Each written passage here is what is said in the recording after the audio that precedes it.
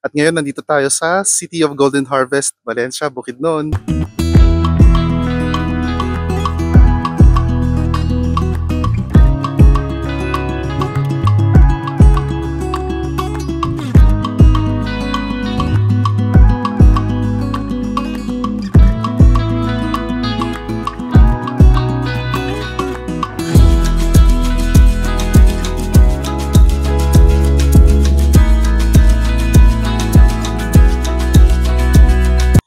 Maayong buntag guys, good morning. So andito pa rin tayo sa Valencia ngayon.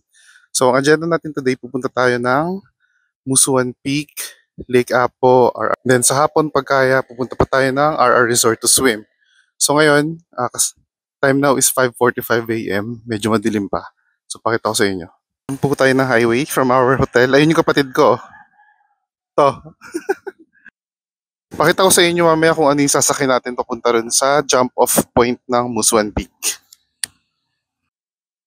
Here's the current situation guys. Ito yung kapatid ko si Raul. And then, ayun yung aakatin natin, no? Yun, yung mataas na bundok na yun. Yun yung tinatawag na Musuan Peak. So, wala pang 6 AM, medyo madilim pa. So, mag-aabang na lang tayo ng sasakyan dito sa highway papunta sa jump-off point ng Musuan Peak. So, yan. Abang tayo ng motorela. Yung mga ganyang sasakyan, no?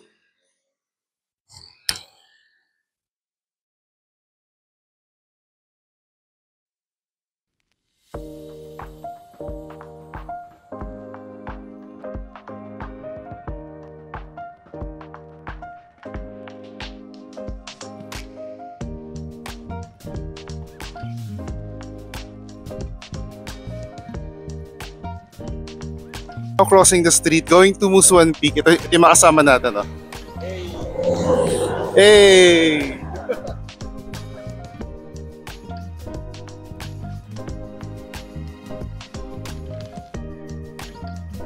So we're currently at the jump-off point of Musuan Peak here in Bukidnon. So ito yung makikita nyo sa labas, meron silang gate. And on that side, dyan ka mag-register and magbabayad ng 20 pesos. Yes guys, 20 pesos lang. Okay guys, now simulan natin yung pag-hike sa Musuan Peak. So hindi naman siya sobrang taas, okay? It's even safe for kids like Jan over there. Kasama natin siya mag-hike guys. And si Teacher Karen. Tapos kapatid ko si Raul, nakita nyo siya sa Baler Vlogs. Mamaya pala may sasabihin akong fact about Musuan Peak na sinabi ng asawa ni Teacher Karen na lokal dito. So, marami tayong matututunan today guys. Kasi ganun din yung reaction ko kahapon. Like, sobra rin ako natuto. Promise. Although, super minor hike to, make sure na tama yung footwear ninyo. And also, energized kayo. Make sure you have your you had your breakfast before going up. And make sure that you have water as well para hydrated tayo kasi siguradong pawisan tayo nito mamaya. Okay? So sige. Mamaya hindi ko naman siguro full na mapapakita yung trail sa inyo pero titigil-tigil tayo to take videos. So guys, pare-pareho tayong first timers dito. And mukhang umulan kagabi kaya sana naman hindi sobrang maputik yung trail. Kaya make sure you are wearing proper footwear pag mag-hike. Also, dapat hydrated tayo para hindi maubos ang energy natin saka hindi tayo mapahamak. Okay? Kasi dehydration is very dangerous din. Lalo na kung gagawa ka ng mga ganitong strenuous activities. Agree? Disagree? Okay guys, simula na ng semi-assault. Semi-assault lang naman, hindi naman siya super. At dito pa lang kinahagat na ako ng insekto. Kasi exposed na exposed tayo. Saka guys kahit wala pang araw, maglagay pa rin tayo ng sunscreen. Kasi mamaya hindi natin alam baka pagbaba natin mainit na hindi tayo makapag-apply. So make sure to apply it before hiking.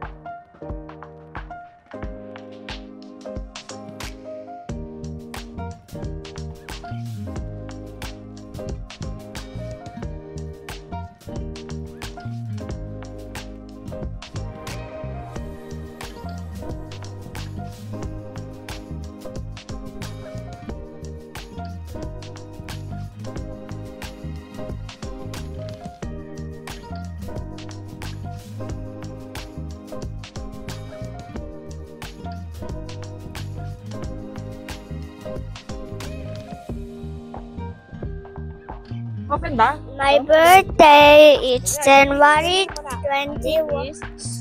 My name is John Wilray Dialapuro. My birthday is January 21.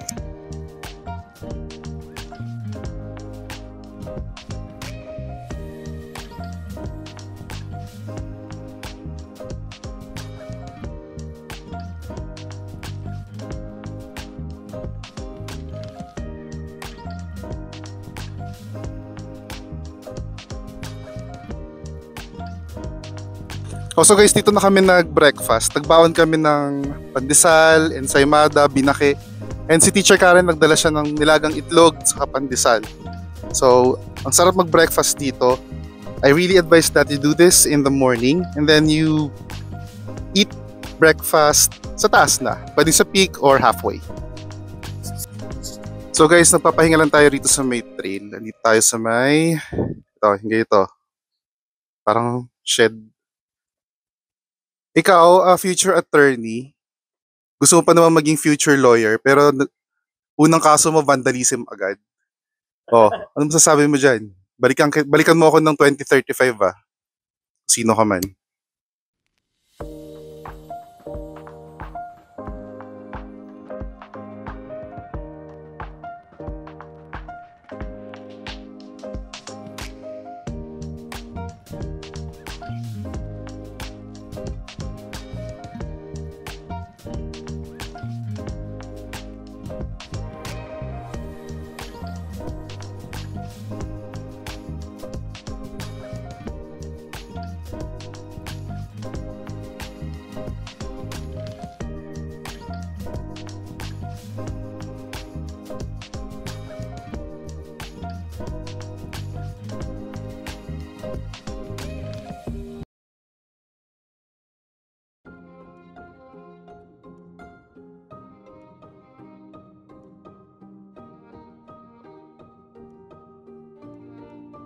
Kilala rin ito bilang Mount Calayo na nangangahulugang bundok ng apoy dahil sa volcanic origin nito.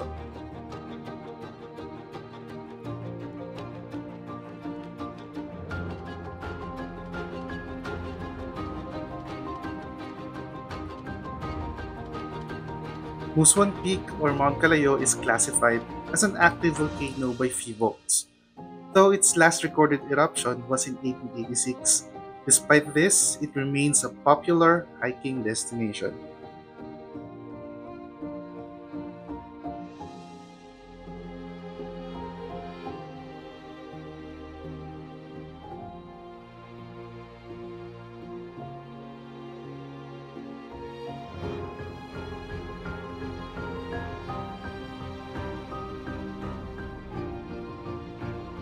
Kung gusto mo ng quick adventure, perfect ito kasi 30 to 45 minutes lang aakyatin ito pero solid ang view.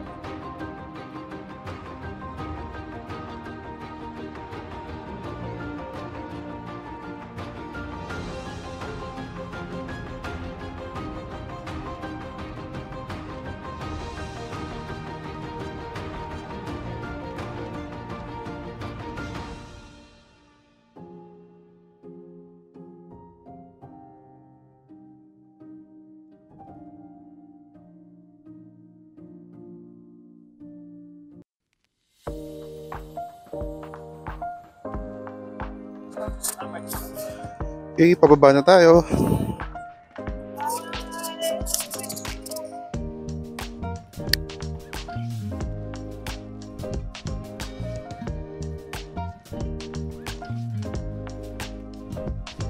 Ang swerte rin yung mga taga dito sa Valencia, no?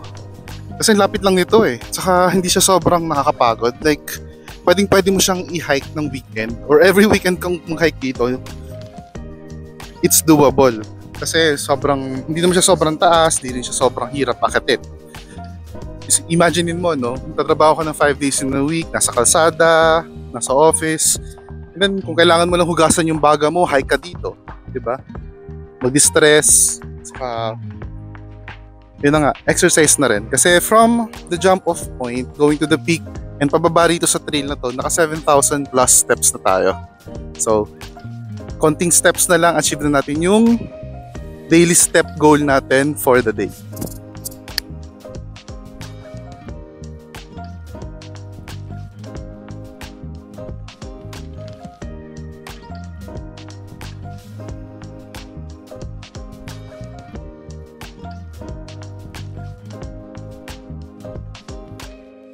So, chill hike naman siya guys. And tinan nyo rito, luwag na kasada. Yan. So yung jump off point pala, makikita nyo to dahil nasa may tapat siya mismo ng checkpoint. Ayan no. So, ang swerte ng mga nakatira dito no. Kasi ang lapit-lapit lang ng Musuan Peak sa mga villages dito, sa mga nakatira dito, sa poblasyon. And very doable mag-hike dito. Paano tayo? Nakit natin yun. Kita nyo yun, yung may tower na yun sa taas. Dali, try kong i-zoom. Yun.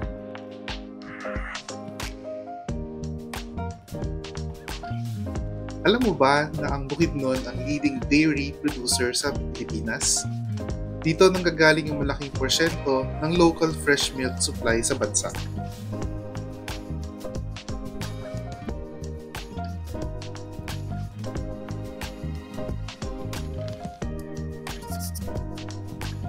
Ang Bukidnon, lalo na ang CMU o Central Mindanao University at Philippine Carabao Center ay may dairy training programs para sa mga farmers para mapaunlad ang local dairy industry.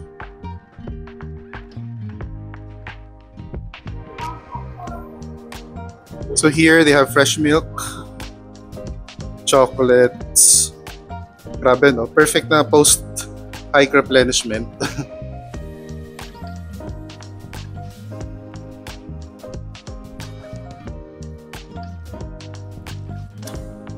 So aside sa milk and other snack items, meron din silang mga ice cream dito guys. Yung kapatid ko gusto niya yung durian ice cream. I'm not sure if they have it here now.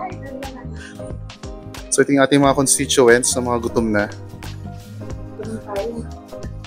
Okay, taste test. So after na hiking, replenishment.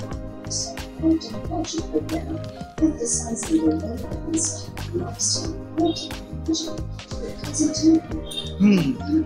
85 pesos guys.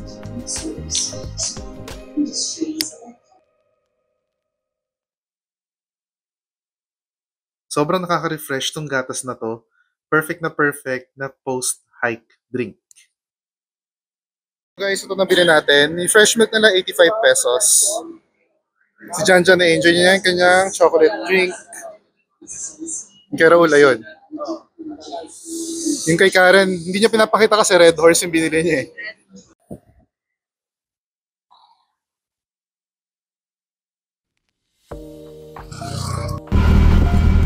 Dad?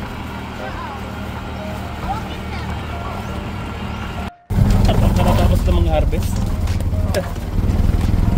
Tatanim ko lang.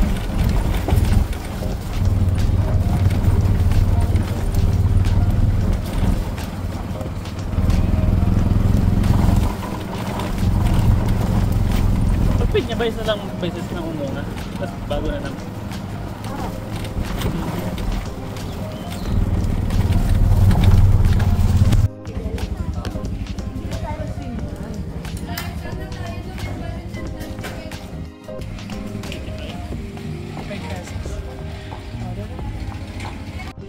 So may iwan muna siya dahil bawal lang loud noise leading to disturbance is not allowed. Tribal share. So finally we made it to Lake Apple. I'll show you in a bit. So ito na ang sikat na sikat na Lake Apple. Finally, ang hirap-hirap ng way papunta dito. Grabe, sobrang rough road pero ito yung ating madadatnan. Ganda guys, grabe. So refreshing. So hindi makasama natin doon na sonahan.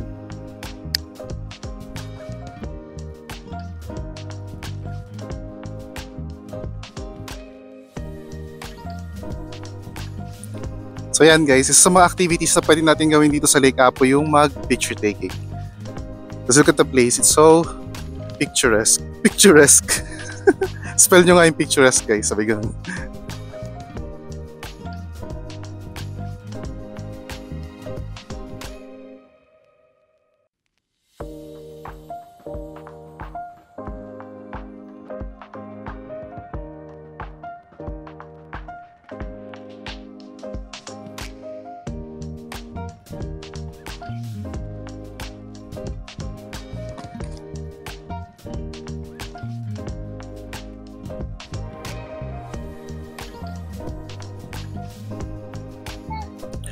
So from Musuan Peak, it took us around 30 to 40 minutes to get here.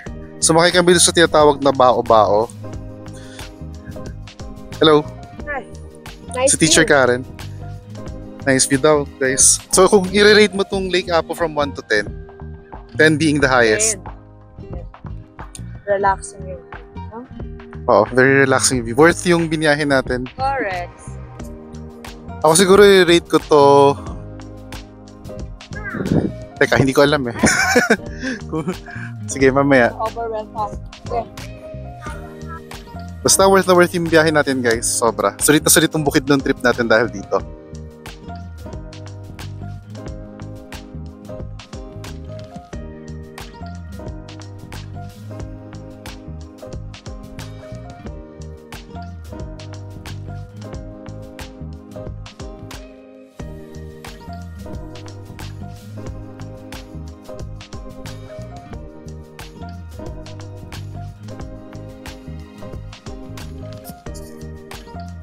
Ang Lake Apo ay isa sa cleanest lake sa Pilipinas.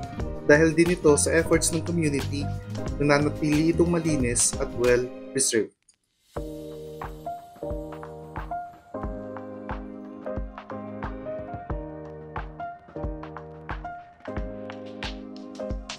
Ang lawa na to ay may 24 hectares na lawak at may lalim na 26 meters. Parang isang natural swimming pool sa gitna ng kalikasan.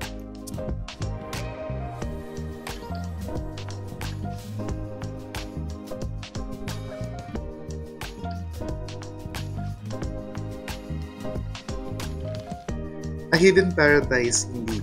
Matatagpuan ito sa barangay Ginuyuran, Valencia City at isa itong crater lake. Ibig sabihin na buo ito mula sa isang ancient volcanic eruption.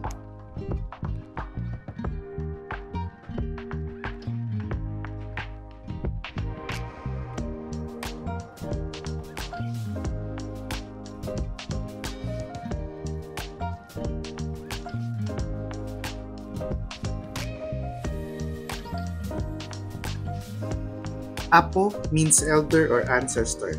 Sabi ng mga lokal, ang pangalan itong Apo ay mula sa isang legend tungkol sa isang matandang tagapangalaga ng lawa.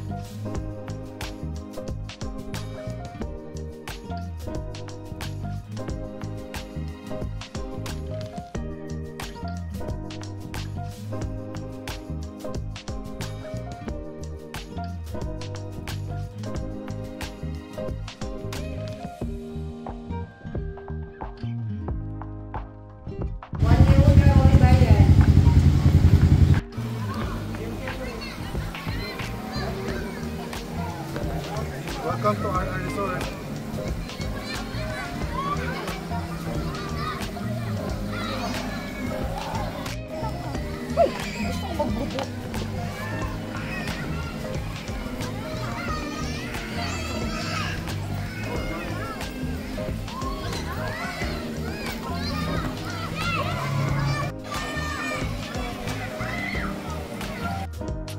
So guys, napadaan tayo dito sa RR Spring Resort or Spring Family Resort dito sa Maramag, Bukidnon. So isa sa mga napansin ko rito, meron silang designated barbecue station for people na merong dietary restrictions like Muslim or Seventh-day Adventist na mga hindi kumakain ng pork. So pakita ko sa inyo.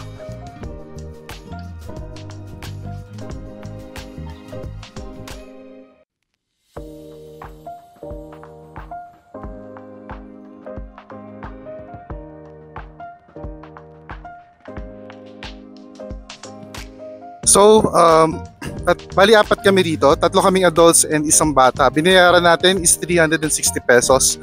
So parang pumapatak na mga 90 pesos per person ang ating binayaran. So hindi tayo kukuha ng table guys kasi sandali lang naman tayo. Ako hindi na ako magsiswimming eh. Bali yung bata lang. So hindi tayo kukuha ng tables. So for that, magbabayad ka pa ng additional 300 or 500 pesos.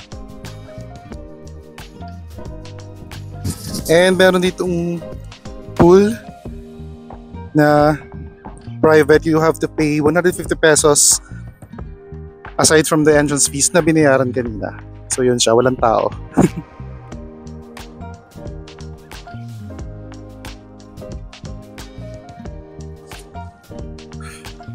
So guys, lapot-lapot tayo sa init. Look at this view.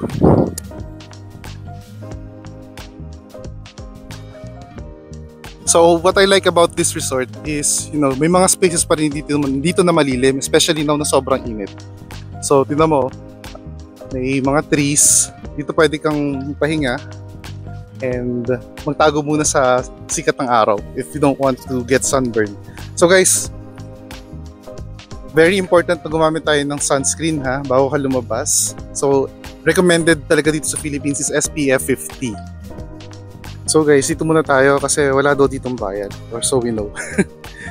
So dahil walang bayad, dito tayo tatambay. Bali swing to guys. Swing to and then this view. Ganda, di ba?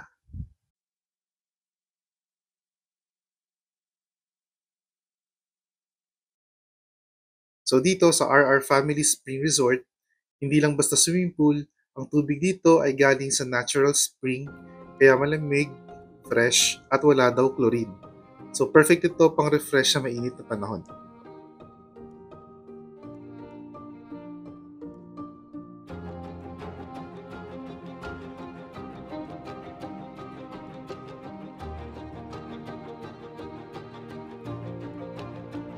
Kahit sino rito sa Valencia o dito sa area na to ng Bukidnon, pag tinatanong namin sila kung saan maganda pumunta, lagi nilang bukang bibig ang RR Family Spring Resort.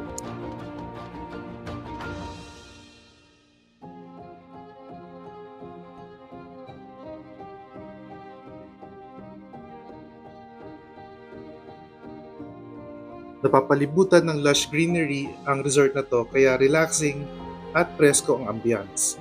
Pwede kang mag-picnic habang nakikinig sa tunog ng nature.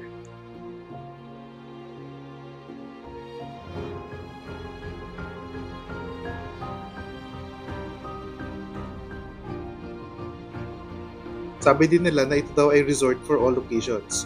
So maraming pupunta rito para mag-celebrate ng birthday, reunions, at pwede ka rin mag-overnight.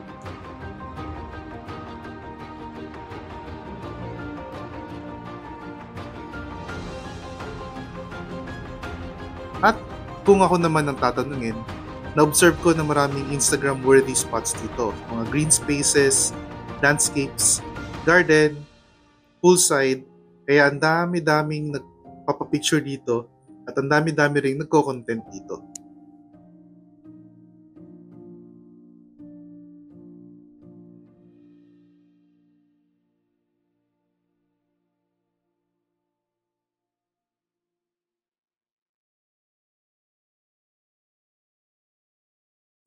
So kung na-enjoy ninyo yung ating mga activities ngayon, please don't forget to subscribe sa ating channel, The Traveling King. Also, to my other social media accounts na ilalagay ko po sa screen. And guys, sa pag-subscribe naman ng YouTube, wala naman tayong babayaran dito. Just hit the subscribe button. 1 segundo lang yon, and you will make me very happy if you do that today. So salamat po, and I hope you have a good day.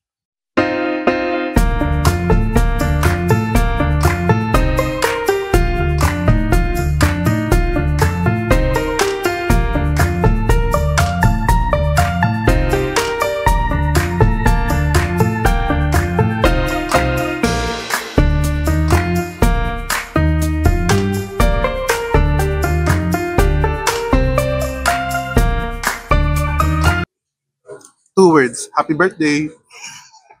Sarap.